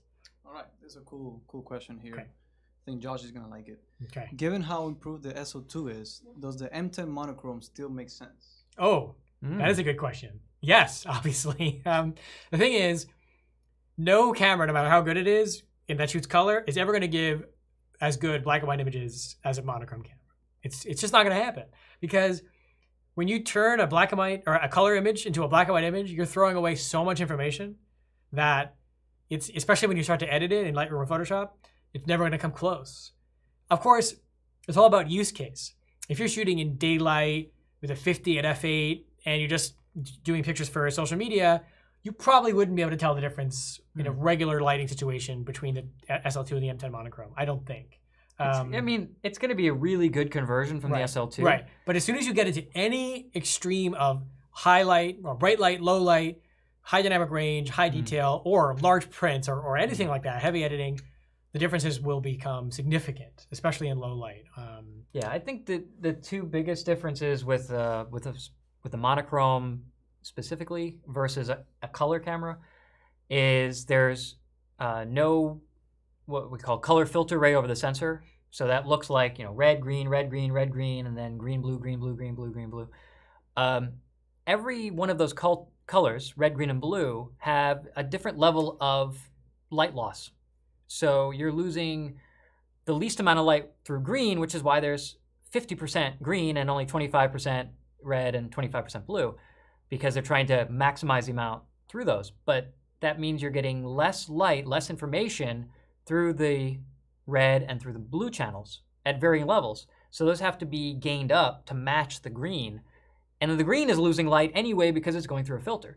So it's like you're putting variable ND filters on your pixels. It's the only way to get a color image, because a black and white sensor is, a digital sensor is a black and white sensor. Right. There is no such thing as a color. We're gonna do a monochrome live stream, so we'll talk about this. I see where this is going. It's specifically all night long. But essentially, bottom line, uniform gain and lack of interpolation will, let's say, hit above its resolution belt. Right. You know, so it's like a 30 or 40% increase in apparent resolution with a monochrome sensor. Yeah, it's roughly a third. So 41 megapixel M10 Monochrom is going to be like 60 megapixel equivalent in color. Yeah. And then that doesn't count the fact that you're recording 4,096 shades of gray at every pixel. Right. So there's the tonality and there's the detail. If you shoot a lot of color and occasionally black and white, obviously don't buy a monochrome as your only camera, because it shoots only black and white. If you shoot a lot of black and white, consider the monochrome. Of course, there's a lot of functional differences between the SL2 and the monochrome. Oh yeah, for sure. That's whatever. That's a whole other topic. Different discussion. So, yeah, I guess it really depends is the answer to that question. There's just not a strict answer that I can give, because everyone's definitely maybe. Definitely maybe, probably. You got it. Next question. Okay. Can you expand more on how S lenses on the SL2 compared to native SL lenses? Ooh, I can. You can specifically. Yes. So last week we talked about using exciting. Leica. It is exciting.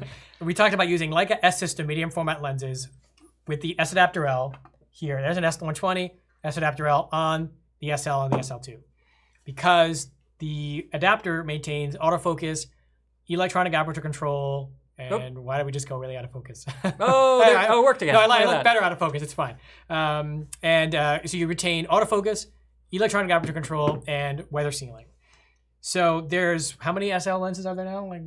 Or S lenses, I mean. There's 9. 9? Okay, so 9 different focal lengths available in the S line. So last week, after we talked about it on the live stream and we got a bunch of questions about it, I actually went and tested the SL 35 Summicron, Curtis, very generously loaned to me by John in Colorado. So thank you, John. You'll have this back on Tuesday. Hi, John. I promise I will give it back to you after I drop it a few times.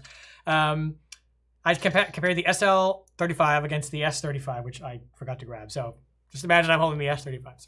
Same focal length, because there's only a crop factor when you use it on an S camera. On an SL, it's a 35 millimeter, just like this. And I tried them wide open and then stopped down. What I discovered was fascinating. The S lens rendered more like an M lens than an SL lens. So 35 APO-SL was sharper, especially in the corners, less distortion. But it didn't have that, I don't want to call it like a magic, but I have to call it that. The rendering of the 35 S lens, 35S lens, reminded me of the 3514 FLE M lens. Which we talked about in our first live stream as our favorite M lens. It was fascinating because I looked at the image and I'm like, oh, this looks familiar. I actually ended up testing it against the FLE as well. I wrote that in. And I loved it because it really looked, it had a lot of character. The focus fall off was really nice. It was really, really well rendered. It was different. It was different than what I'm used to seeing. I love the 35 APO-SL. This lens is unbelievable. It's so sharp. It's so good. But at a certain point, I like to do other things. I like to get a different look, and I like to try different things. And I was pleasantly surprised with how well the S35 performed on the SL2. It certainly held up to the resolution because it's a medium format lens, so there was no. Yeah.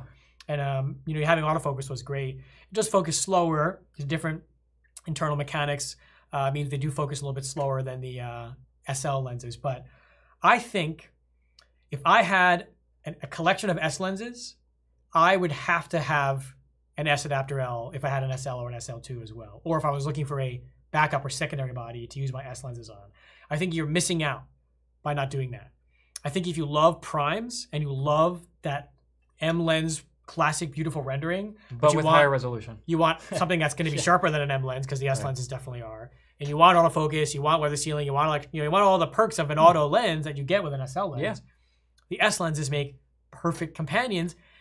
And on the SL2, they're stabilized because you've got the sensor-based stabilization. That's a good point. And in terms of talking about filters again, most of the main line S lenses are 82 millimeter filter size, just like the SL zooms.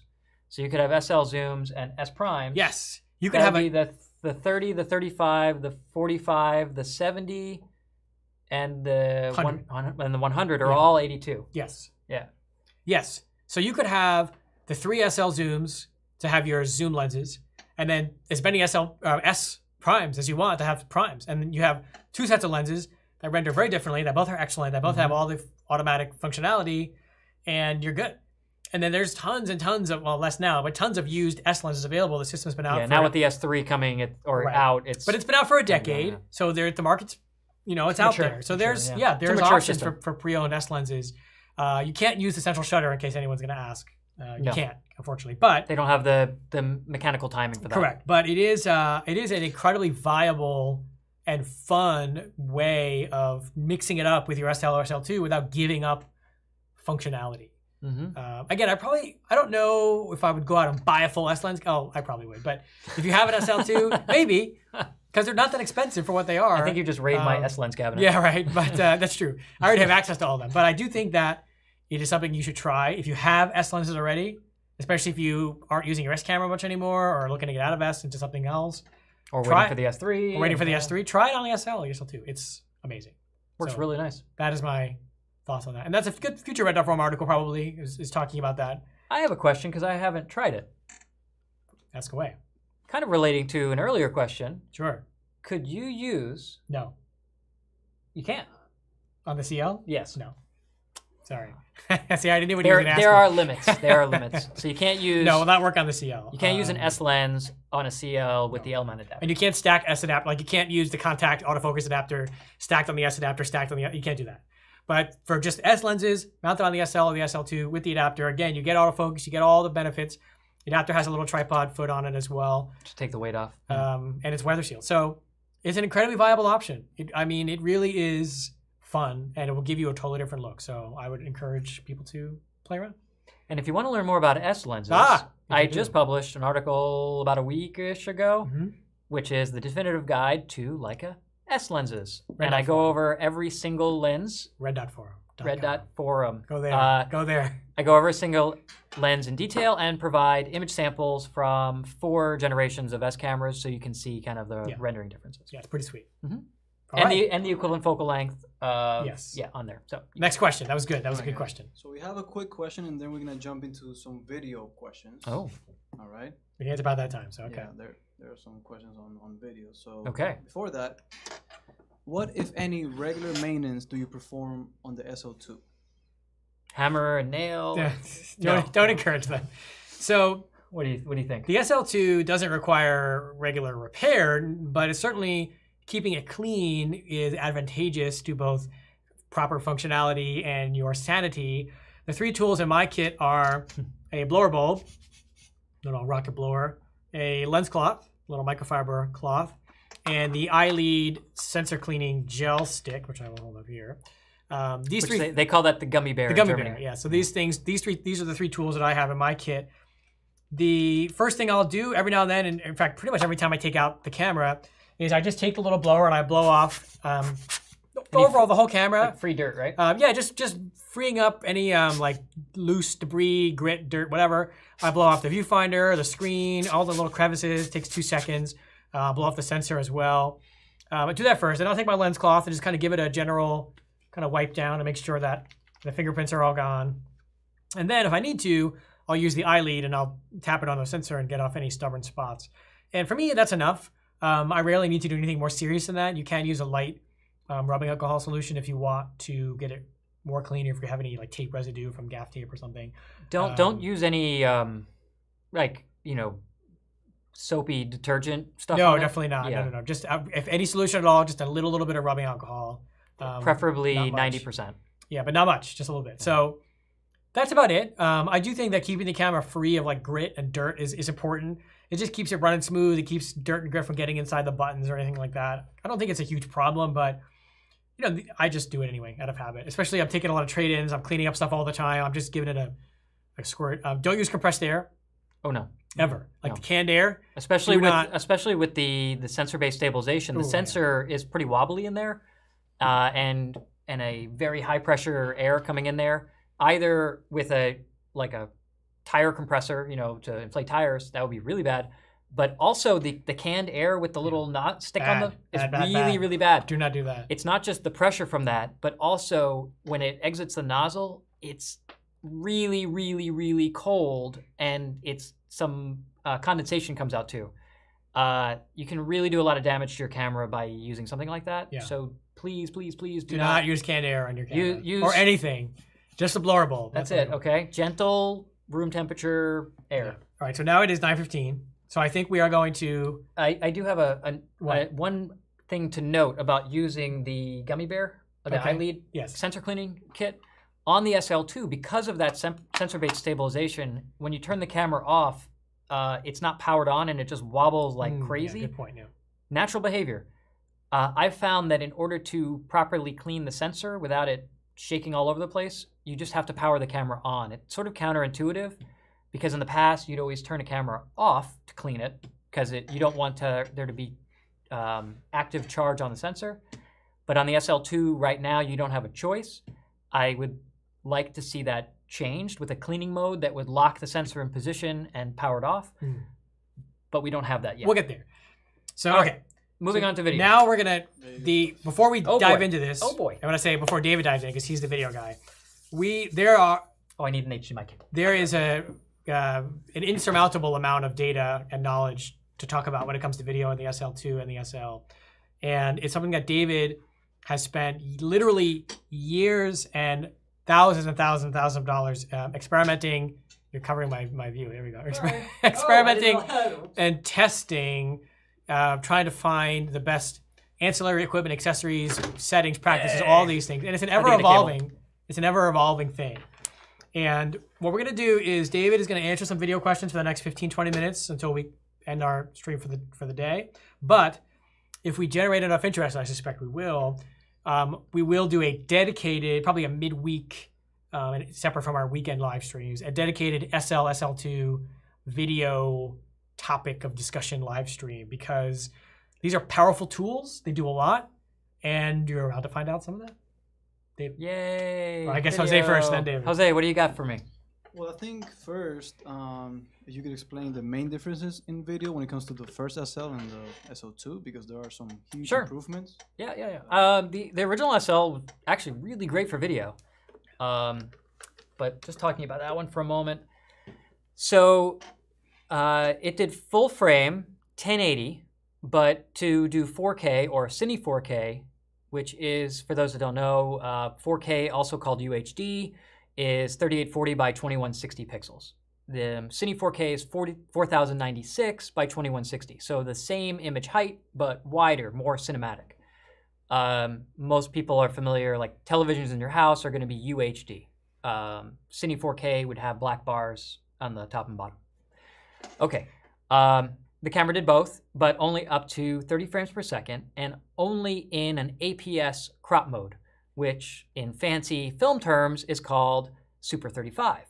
See, professional film cameras like a Arri or whatever, those are actually for movies shot on 35 millimeter. The film runs not this way, but vertically, which means that the frames are much smaller, actually almost exactly the same size as APS-C.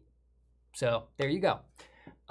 So actually there was a reason for the Super 35 crop because, and you don't have a PL mount adapter up here, do you?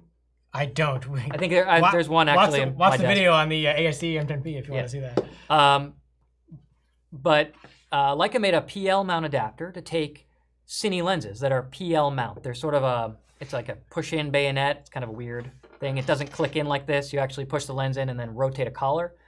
That's the standard for cine lenses. So all those motion picture lenses, and Leica makes, or I should say Light Cine makes some really excellent cine lenses, both Summicron, Summilux-SL, and now actually 2 other ranges. Thalia, and there's another one too, the like Super Primes. And these lenses are beastly. And if you think that these lenses are expensive, you have no idea. One lens, like a cine lens, could be $40,000 to $50,000 for at the top end. At single lens. And that's for like a Summilux. Yeah, Summilux. Yeah. For a Summicron, they're around 15, 20, right? They're like $15,000 to $20,000 each. Yeah. A set of lenses is in the hundreds of thousands of dollars. But when you go to the movies, you can enjoy them because more than half the movies being shot today and in the theaters are actually shot on Leica cine lenses now. So go Leica. Those are not full frame lenses. Most of those are APS lenses, which is crazy. Imagine paying $50,000 for an APS lens. Yeah. People would think you were crazy. Like a little $3,000 60, right? The same coverage as that. So, so even if Leica had a full frame coverage, you can't necessarily use traditional cine lenses for it. So that was the thinking. It also meant that given the 24 megapixels on the sensor, you could scale it down to 8.2 megapixels, which is Cine 4K, and there's no resampling of the pixels. So each pixel on the sensor is 1 pixel on the image. So it makes for really, really crisp image. That's on the SL 601. The HDMI connection is HDMI 1.4, which limited it also in terms of available frame rate. So even if the camera could shoot faster than 30 frames per second, can't transmit more than 30 frames per second over HDMI 1.4. Moving on to the SL2, the big change there is now you can use the full frame. Oh, look at that, a little cheat sheet. Yeah. Video recording specifications. This is on Leica's website, so yeah, you can't see this right now, but this is a great chart of all the resolutions and specs on the SL. But basically, you can go up to it's up here though. I know. We're not all as smart as you. Sorry. Only no, maybe Enzo. Enzo. That's Enzo. right. I was going to say you, but Enzo no. for sure. So this will use the full frame, although with the aspect ratio, it's cropped. I think it's like 1.1 technically. To use the full sensor of the SL2 for Cine 4K up to 60 frames per second, and because of the upgrade on the side to HDMI 2.0. You can use an HDMI 2.0 cable. They actually are different. You have to make sure that when you're getting an HDMI, it's not a 1.4, that it is 2.0 certified. I'm a big fan of this one.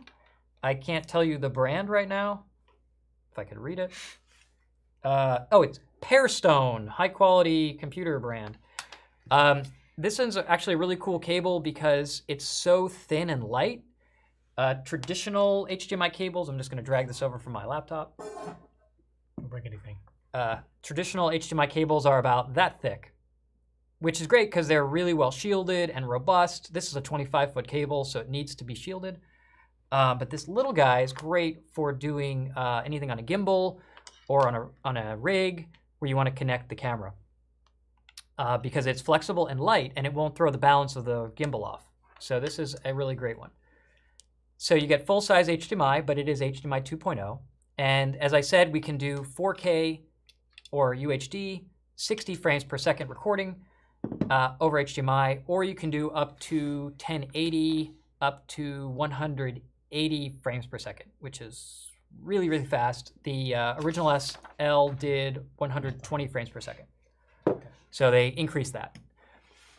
Also, the color rendering is different. Color sampling is different, I should say. The camera now for internal, going back to the SL601, the SL601 internally could do internal capture to the card, and here you wanted to record to the first slot because that's UHS 2. The bottom slot is UHS 1. On the SL2, both slots are UHS 2, so you have faster card recording for video. But on here, you could only record at 420 in 8-bit.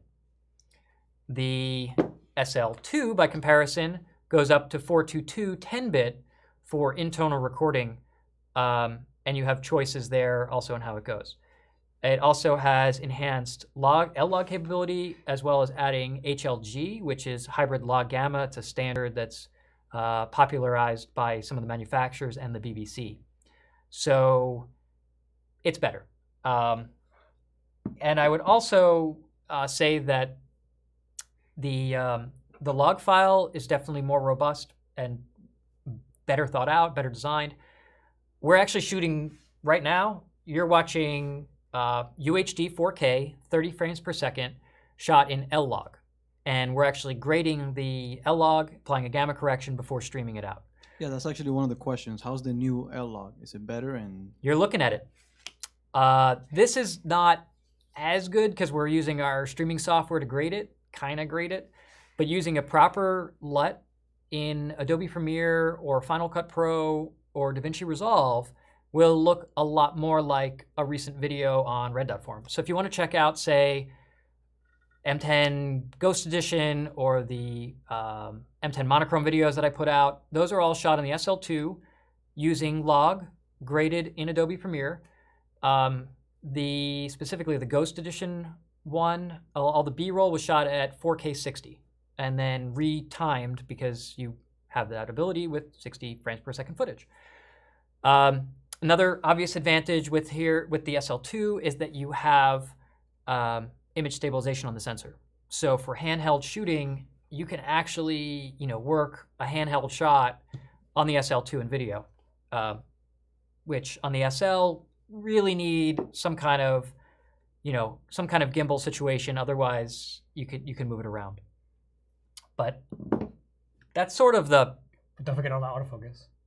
Oh, and sorry, yes, and with the IAF, and I mentioned this earlier. We were talking about it, but the IAF and the face and body detection. Oh my gosh, for video is insane. On the original SL, if I did face detection and I blinked, it would lose focus for a second and snap back. The SL2 doesn't do that, and the actual focus movement is very, very subtle and much more natural.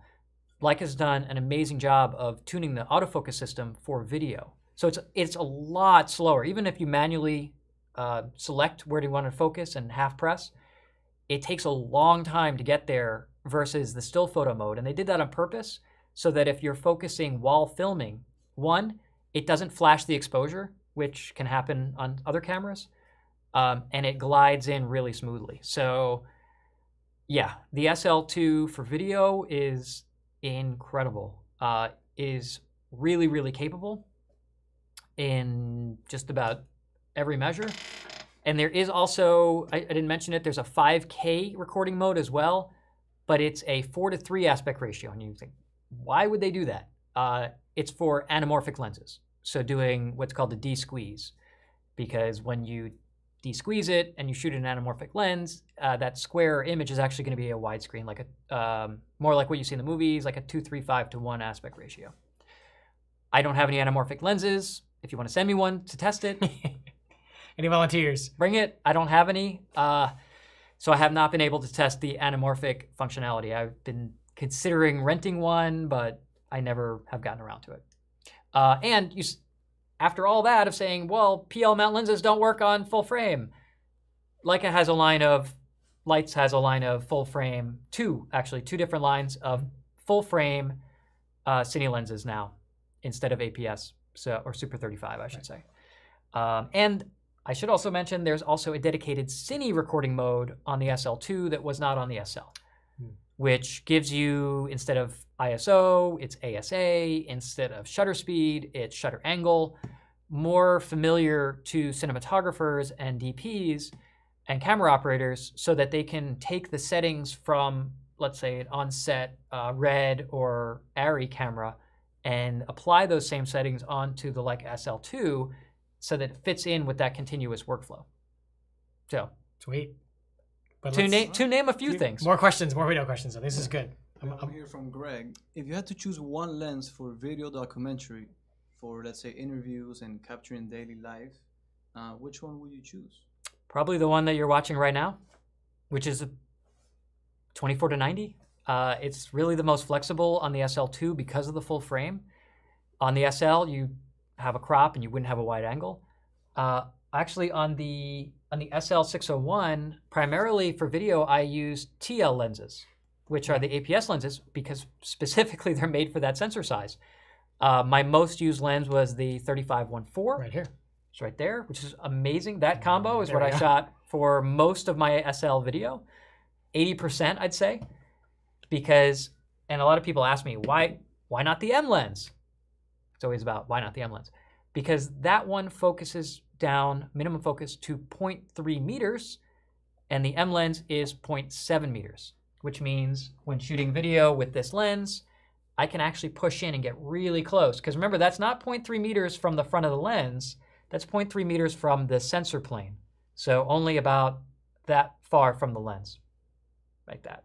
So it's great for pushing in, getting close shots. There's no measurable distortion on this lens. It's ridiculously sharp wide open, has beautiful bokeh. This is actually my favorite all-around Super 35 cine lens for the SL.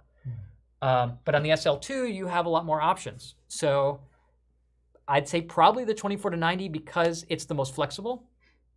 And then if you could supplant it with some primes to give you shallower depth of field and a little different look, I'd try to go for that too. And some of the M lenses can work really well for this purpose. S lenses can work really great too. So you have a lot of options. All right, what's next? Right. Can it do synchro scan? I don't know what that is. I'm not sure what that is. You stumped us. Synchro scan. Somebody Google that. George. I can look it up right now, but I guess I've not. I guess I haven't had to. I don't know if David doesn't know what it is. It's not important. That's what I'm saying. No, I am not. I am by no means a professional cinematographer. I'm Googling it right now. Yeah, so, you know, I'm not necessarily using the cameras the way that they would on a professional film set. If you're talking synchronization like time code, it's like a flicker-free thing, I think. Oh, flicker. Well, that's easy. You use flicker-free lights like we have here. Yeah. We can research this a little bit. Yeah, modern LED lights. I'm using. I know actually people have asked me what light I'm using. This is actually lit by one single light in this entire studio with one softbox. This is a light called an Intelitech Light Cannon F165. It's what's referred to as an FOB LED panel. So it's a big single source, and it's in a Fresnel light, and we have a really big softbox on it, and it's beautiful light, and it's got a CRI of like 98 point something. So very, very color accurate, very full range, and they're big, but they're really good light, and they're quiet, and they're flicker free. There we go. It's in the specs. We love it. Next. Awesome. All right. Which what card do you recommend? What SD card? Well, now we're getting quagmire. This one doesn't look like an SD card to me. So here's the deal. I mentioned it last talk, and Jose, I think you're gonna need to get a close up of that. So I will show this card off. There. Okay, that's fine. Now this is the card that I use for still photos in the SL2. This is my favorite card. I have a pile of these. For those that don't know, I actually only use memory cards once, which is, I know, a little crazy, but it's sort of my backup strategy. So this card, if you can see right here, beep, beep, right there, it says V60. V60 means that it's guaranteed data rate of 60 megabits per second, or 60 megabytes per second. Not the same as bits. You can come back to me. So yeah, I have shot 4K video in camera with that, but keep in mind the data rate in the camera is around 400 megabits per second, so you got to do a conversion. If you want to convert megabits into megabytes, you just divide by 8. So 400 divided by 8, and go. With what? What's that now? 50? It's like 50? Yeah. Yeah. So 50 megabytes. And you're like, great, the card's 60 megabytes per second. Perfect. Like I said, it works most of the time. And sometimes it doesn't. If your data rate, your write speed is always slower to memory cards than your read speed, for still images, that's not a big deal. But if it varies while you're streaming to it, kind of like our live stream right now, we're streaming right now, to give you like a rough approximation, 31,000, what is it, kilobits per second or something. It would be about less than what the camera's recording. The camera's actually recording higher quality than what we're streaming by about 30% more data rate. I don't know why everyone uses different units of measure. It's exhausting. It's really exhausting. It keeps you on your toes, and usually I just whip out a calculator, but I don't want to be embarrassing. So, so just say like it's, call it 310 versus 400, okay? To use the same unit of measure. That being said, to really do video that is reliable, you want to use a V90 card. The problem is twofold. One, V90 cards are threefold actually. Few and far between. There's very few certified V90 cards out there. The second thing is they are very expensive compared to a V60 card or anything lower. And the third is they don't come in high capacity. So the best card for video is also one of the worst cards for video. The best is the Sony Tough Series 128 gigabyte V90. The problem is that is the highest capacity they offer. And given a 400 megabit per second data rate, you're going to burn through that card very quickly if you're shooting 4K. So you're going to have a lot of cards on you. Not a fan of doing that. If you want to do quick clips in camera, great. If you're looking to do something longer form, I would not recommend it. What I would recommend, because let's say that 128 card, to give you some rough approximation, is about $220-ish, give or take, depending on the day of the week, for 128 gigabytes. In here, this is just a plastic drive holder for Atomos. You can actually see it there. It says Atomos. And I can't show you inside, but maybe you recognize the connectors there. That's a SATA connector. Because inside of this case, I have a 2 terabyte Western Digital solid-state drive, like you would put in a computer. It's a computer drive. I bought it on Amazon, and I put it into this little case that comes with the Atomos. This is an Atomos Ninja 5. And on the back, it has a slot for, you guessed it, the drive. So you just slide the drive in, and it takes a battery here, or you can use an AC adapter.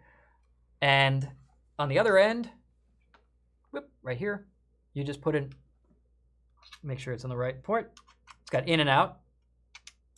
Okay, you put the HDMI in, and it's got a little quarter-20 mounting hole in the top and bottom, so you can actually say put it into your camera, either facing you if you're recording yourself, or facing the other way if you're behind the camera.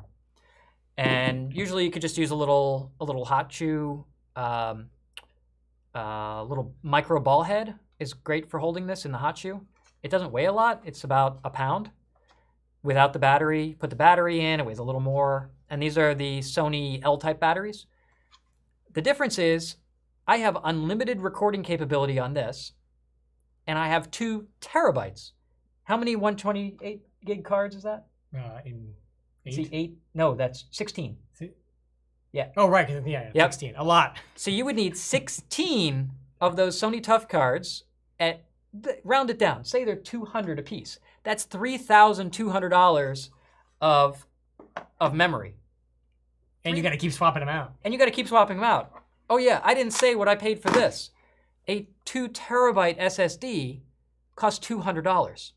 The same as a 128 gig single SD card. This guy costs $695. So together it's like $900. But it gives you more than just the capability to record for longer, for cheaper. Also, editing's really great because you can slot this into a computer directly, and you're running off of a fast SSD at 500 some megs a second. This is always going to be faster than the fastest SD card. And as far as, like, I actually will edit right off of these. I have it plugged in the computer as an external drive, and I just render right out of this on Premiere.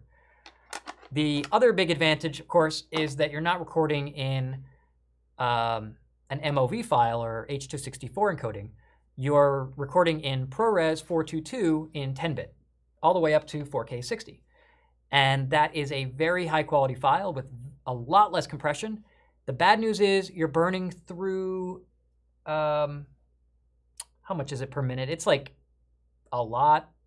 Something like, I think it's 3 gigabytes a minute Wow. of what your data rate is. I could look that up, but it might even be more than that.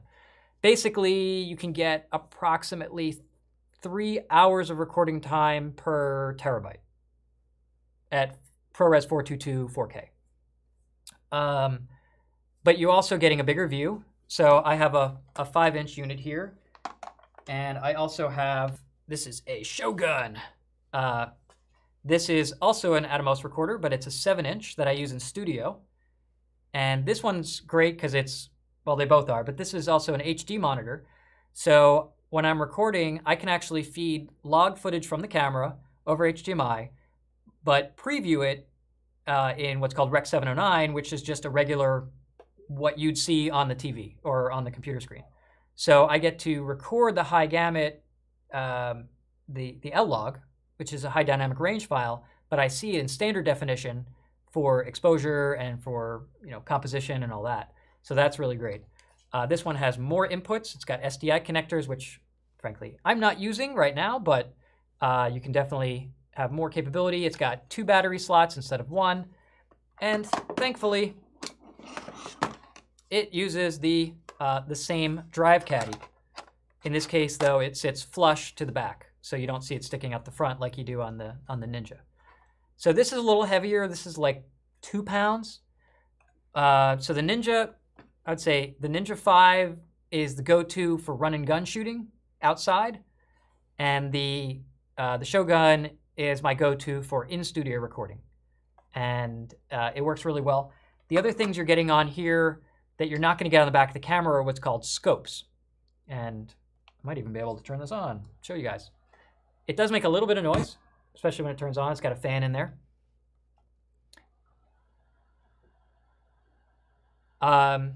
Just takes a second to turn on and boot because it is a computer. And I am going to put this over to video mode.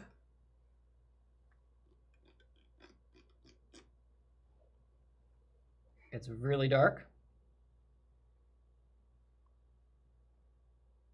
Bear with me a second. Okay. And of course, I'm plugged into the wrong monitor. I was gonna say you're in the Ninja. There we go. Wow. Okay. Sweet.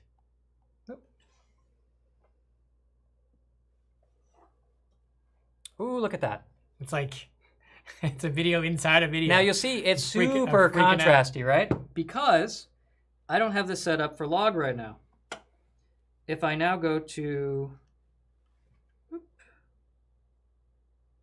what mode are you in? I don't know who was playing with this thing before, so. Yeah, that's always the issue. This is John's camera. John, what did you do? I don't know, but we want to set it up for log here if we can.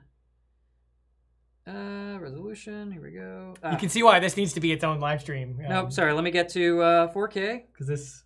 Okay, so we'll do 4K. We're gonna do 4K, 24 frames a second. There we go. Takes a second to come back online. And then we're going to go and set gamma on here to L-log. Now, miraculously, you will see that it's going to look a little better. That's Josh. A little behind the scenes. Oh, my. Let's focus a little. I don't even know what focus You're doing mode we're in. great. Here, I'll hold it. Hey, you did great. Okay, so I can see Josh here, which is nice. I can adjust my exposure, as you can see, on the camera, and it shows on the screen. So that looks like a little better exposure. And I am going to set my... Very flattering focal length for my face. Oh, yeah, super good. We're going to set... Ah, you're pulling me. Sorry. All right, sorry. I just want to set up some scopes for you guys to see. Okay, so this one's called Zebra. Put it back to you. Okay. And I'm going to overexpose you. I'm going to try. I can't get overexposed because there's not enough light. All right, forget Zebra. We're going to go to... Let's see, waveform, if I can find it. Don't break John's camera, okay? Sorry. Right. Man. So this is. Try not to. Oh, that's a vectorscope, not a waveform. Okay. So that's a waveform. This is a fancy video histogram, and I'm gonna stick my finger in here. Okay. Now, do you see the? You can actually see the waveform moving along with my finger. It's basically a three-dimensional histogram. So it's showing you all the light and dark tones in the image, but as they correspond sort of in columns across the frame. So that's why when I move it, it moves with it. And when I raise the exposure, you can see the entire vector scope goes up and down. So if you're all the way at the top, you're going to be clipping data.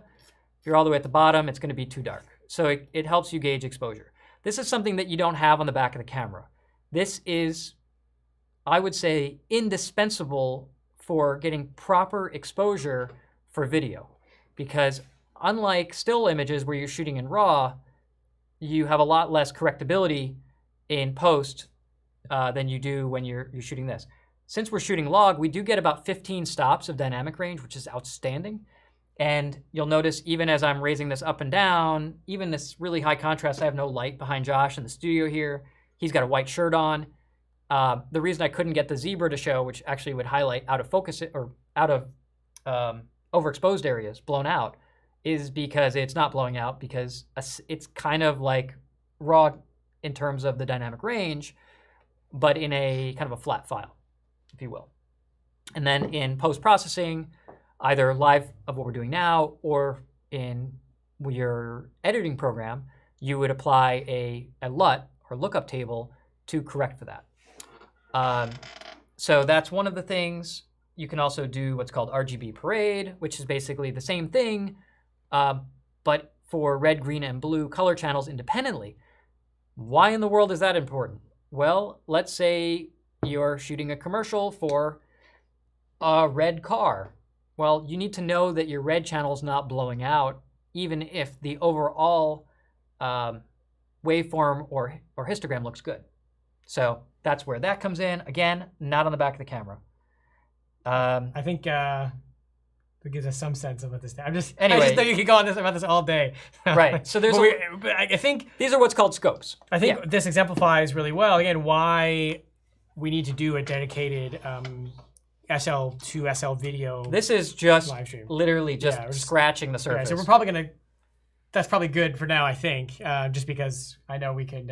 We could go on and on about this. I know, and we're gonna. But I would say this: please keep commenting and posting video questions because the more we get, then we have more to fill up. Right, the more comprehensive our video content live stream is going to be. And the more focused it'll be, because otherwise I'm just going to talk to you about everything. Right, because as you can see, David has a lot to say, but we also want to know what everyone wants to know. So please. You might already know about all this. Right, please let us know in terms of questions about using the SL or the SL2 for video in the comments on this video, or email us or social media, whatever, so that we can kind of aggregate them together and then try to hit as many as we can.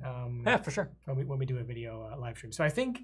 All right, so we have two very important questions. Yeah. Okay. Questions. One of them is, where's Enzo? Okay. What's the other one? The other one is, I don't know where he is. I know where he is. Oh, there he is.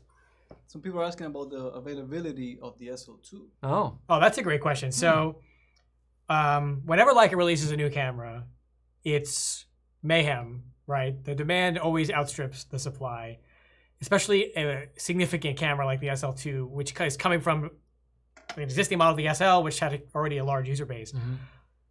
It's difficult because you get this product that comes out, you get a rush of pre-orders, and it's not like Leica's pumping these out like Model Ts. You know, they're handmade, they're done by highly trained technicians, and they're just not able to pump them out.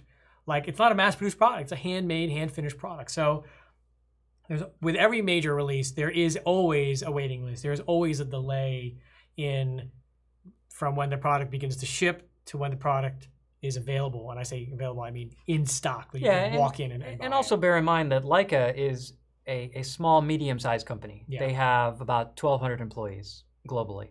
You know, Leica is not Apple. Right. Apple Apple has more engineers who work on the iPhone camera. Right. Leica has employees overall, I'm pretty sure. I mean, listen, when a new iPhone rolls out, they have an entire factory city, literally a factory city, cranking out millions of these before release date. So they're sitting on pallets behind Apple stores, and they can sell 10 or 20 million phones on the first day. Leica does not have that capability. The people who work at Leica are craftsmen and craftswomen, and they are artisans at what they do. So, even a mass-produced item like a camera, keep in mind, even the mechanical things, the entire top plate is machined out of a single block of aluminum. Like, that takes a lot of time. Let me put it this way. Expertise.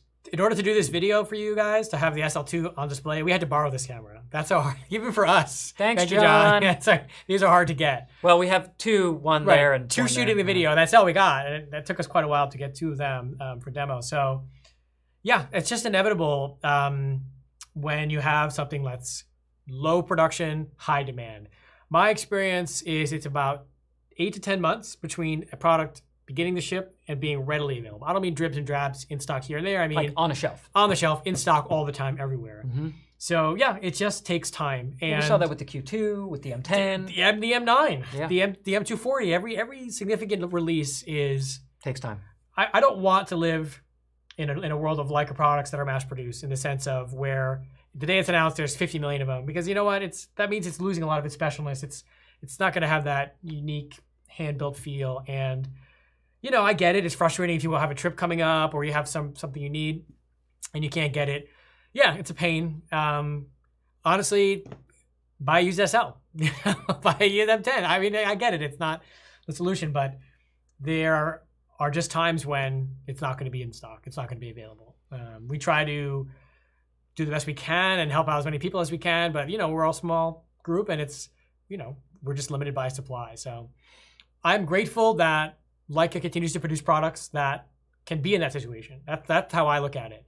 That this little camera company that was almost non-existent 10, 15 years ago 15, yeah. is now producing a product that we have waiting lists for. I mean, that's crazy to think about it objectively. Like, it's just a camera, right? It's a really good camera, though. So, I don't know where Enzo is. I actually have treats for him this time, so let's see if I can let's see if I can get him to, like, want a treat? Release the Kraken. Oh, he is passed out. Want a treat? Come here, buddy. Come here. Come get a treat. Oh, the treat always wakes him up. Come here. Come Yay. here. Up. Come on, up. Come here. Oh. There you go. Look to the camera. Look to the camera. Let me come here. There you go. Yay. Up. Come on. It's like, come on, jump. Up. He's like, just give me the treat. Give me the treat. Oh my goodness, he's so hungry. This is the back of his head. This is not the interesting part. I guess we have to finish with Enzo. Look over there. Here, hold on. I have one more. I have one more weapon in the arsenal here. Let's see if he'll go up now. Okay, let's see. There we go. Come here. Upsy daisy. Over here. Upsy daisy. Come here. Sit. Up. Oh. Oh, there he is. Your paw. Other paw. You're just showing. Now he's out of focus now. Both paws. Post pause.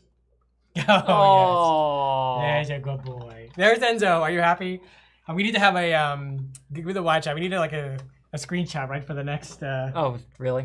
Well, no, I guess not because it's not on the SL2. So we'll finish with that. I think. Yep. So I would say the usual rigmarole here. Definitely, you want to make sure to subscribe to the channel. There's a little button down below there somewhere, and make sure to hit the notification bell so you'll know when we're doing stuff like this, which will be next week. We'll have a lot more content coming out, some videos as well as articles upcoming on red.forum.com. Be sure, again, scroll down to the description before you leave.